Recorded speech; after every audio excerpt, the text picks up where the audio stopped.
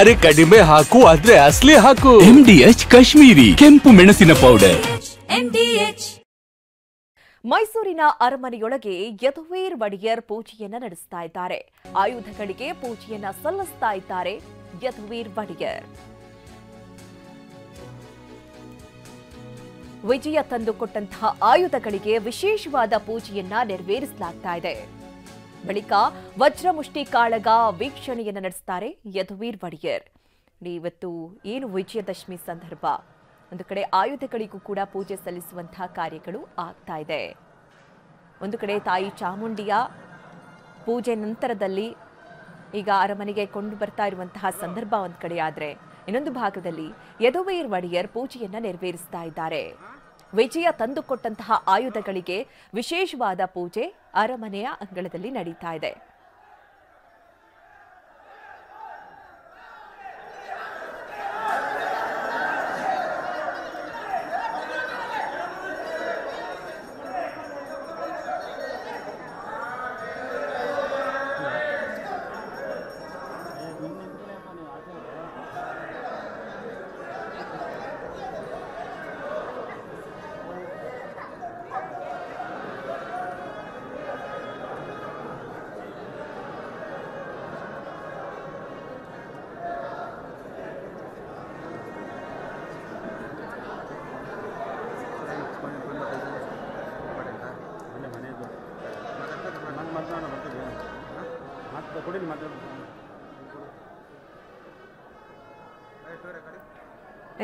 ಒಳಗಡೆ ಆಯುಧ ಪೂಜೆಯನ್ನ ಯದುವೀರ್ ಒಡೆಯರ್ ನೆರವೇರಿಸ್ತಾ ಇದ್ರೆ, ಇನ್ನೊಂದು ಭಾಗದಲ್ಲಿ ಜಟ್ಟಿಗಳ ವಜ್ರಮುಷ್ಟಿ ಕಾಳಗ ಕೂಡ ಆರಂಭ ಆಗಿದೆ. ಅದನ್ನ ವೀಕ್ಷಣೆ ಮಾಡ್ತಾ ಇರುವಂತಹ ಮಹಾರಾಣಿಯವರನ್ನ ಕೂಡ ನಾವು ಗಮನಿಸ್ತಾ ಇದ್ದೀವಿ.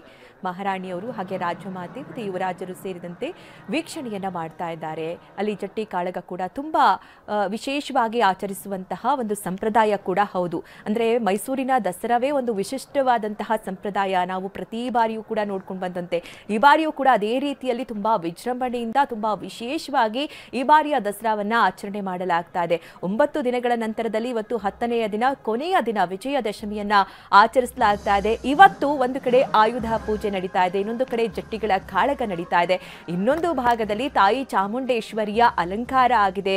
ಮೆರವಣಿಗೆ ಮುಖಾಂತರವಾಗಿ ಅರಮನೆಗೆ ಕರೆತರುವಂತಹ ಪ್ರಕ್ರಿಯೆಗಳು ಕೂಡ ನಡೆದಿರುವಂತದ್ದು.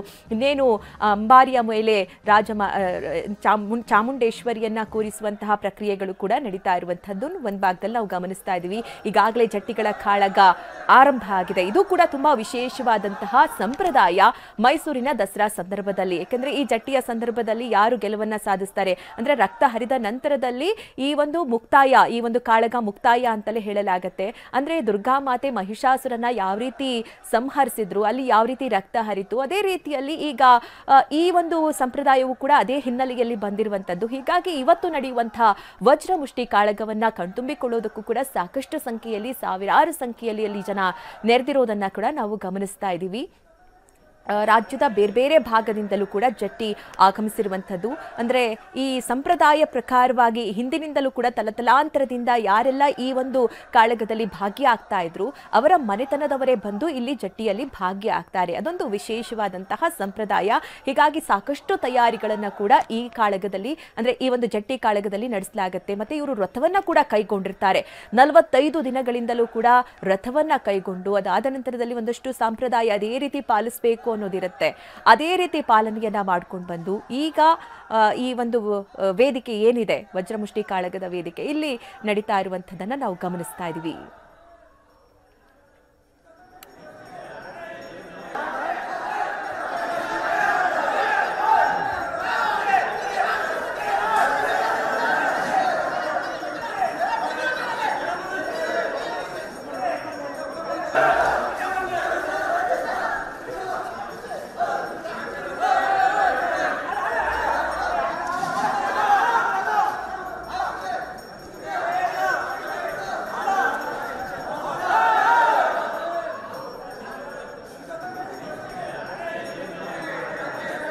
ಸಾಂಸ್ಕೃತಿಕ ಪ್ರತೀಕ ನಮ್ಮ ಸಂಸ್ಕೃತಿಯ ಅನಾವರಣ ಅಂತಲೇ ಹೇಳ್ಬೋದು. ದಸರಾ ಸಂದರ್ಭದಲ್ಲಿ ನಾವು ನೋಡಬಹುದು ಎಂತೆಂಥ ವಿಶೇಷತೆಗಳನ್ನ ನಾವು ಆಚರಣೆ ಮಾಡ್ತೀವಿ ಅಂತ ಹೇಳಿ. ಅದನ್ನ ಕಣ್ತುಂಬಿಕೊಳ್ಳೋದಕ್ಕೆ ಈಗ ರಾಜ್ಯದಿಂದ ಹೊರ ರಾಜ್ಯದಿಂದ ಮಾತ್ರವಲ್ಲ, ದೇಶಗಳಿಂದಲೂ ಕೂಡ, ಬೇರೆ ಬೇರೆ ದೇಶಗಳಿಂದಲೂ ಕೂಡ ಜನ ಆಗಮಿಸ್ತಾರೆ, ಈ ಒಂದು ಸಂಸ್ಕೃತಿಯನ್ನ ಕಣ್ತುಂಬಿಕೊಳ್ತಾರೆ.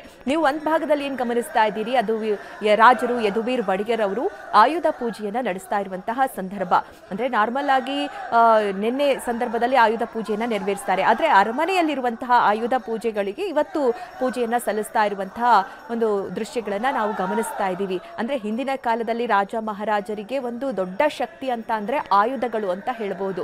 ಅಂದ್ರೆ ಒಂದು ಅಂದ್ರೆ ಯುದ್ಧವನ್ನ ಗೆಲ್ಲುವಂತಹ ಸಂದರ್ಭ ಆಗಿರಬಹುದು ಅಥವಾ ಯಾವುದೇ ಕಾರ್ಯಾಚರಣೆ ಆಗಿರಬಹುದು, ಅದಕ್ಕೆ ಆಯುಧಗಳನ್ನ ಬಳಕೆ ಮಾಡಲಾಗ್ತಾ ಇತ್ತು. ಹಾಗಾಗಿ ಆಯುಧಗಳಿಗೆ ಅಷ್ಟು ಪ್ರಾಶಸ್ತ್ಯವನ್ನ ಕೊಡಲಾಗ್ತಾ ಇತ್ತು. ಮತ್ತೆ ಒಂದು ಕಾಲದಲ್ಲಿ ಕಥೆಯೂ ಕೂಡ ಇದೆ. ಅಂದ್ರೆ ರಾಮಾಯಣದ ಸಂದರ್ಭದಲ್ಲಿ, ರಾಮ ವನವಾಸದ ಸಂದರ್ಭದಲ್ಲಿ ಅವರ ಆಯುಧಗಳನ್ನ ಒಂದು ಮರದ ಮೇಲೆ ಬಚ್ಚಿಟ್ಟಿದ್ರು. ಆ ಒಂದು ಸಂದರ್ಭದಿಂದ ಬನ್ನಿ ಮರ ಅಂತ ಹೇಳ್ತಾರೆ. ಆ ಬನ್ನಿ ಮರಕ್ಕೂ ಕೂಡ ಇವತ್ತು ವಿಶೇಷವಾಗಿ ಪೂಜೆಯನ್ನ ನೆರವೇರಿಸ್ತಾರೆ. ಹೀಗಾಗಿ ಆಯುಧಗಳಿಗೆ ಹಿಂದಿನಿಂದಲೂ ಕೂಡ ಅಷ್ಟೇ ಪ್ರಾಶಸ್ತ್ಯವನ್ನ ಕೊಡ್ತಾ ಇರುವಂತದ್ದು. ಹಾಗಾಗಿಯೇ ಈ ಒಂದು ವಿಶೇಷವಾದ ಆಚರಣೆ ಚಾಲನೆಗೆ ಬಂದಿರೋದು.